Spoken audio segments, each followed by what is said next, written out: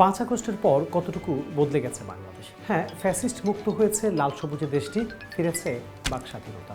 দর্শক, তারপরও সমাজপাতা বলছে দেশের অবস্থা আগে যা ছিল তাই আছে, বদলেছে কেবল রাজনৈতিক লেবাস। ভাই একটু থামেন থামেন, এটা কি টক শো? বোকাই, এটা তো টকশোই।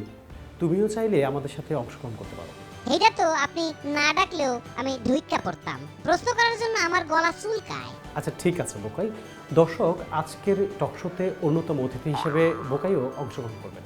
অন্যতম মানে? আমি সারা টক শোর অতিথি আর পাইলেন কই?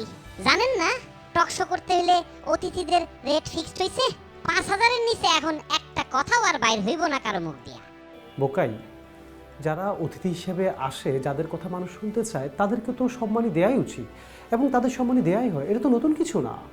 আরে না ভাই, আগের মতো মসজিদ মার্কা একটি নোটে কাজ হবে না।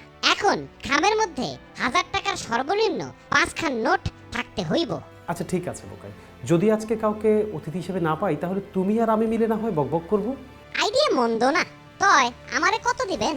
তার মানে কি? তুমি তো নিজেই আমার টকশোর মধ্যে ঢুকে পড়লে, আমি তো তোমাকে ডাকিনি। আগে টক শো করার জন্য অনেকেই জাইসা যোগাযোগ করত, উল্টা গিফট টিফটও দিত।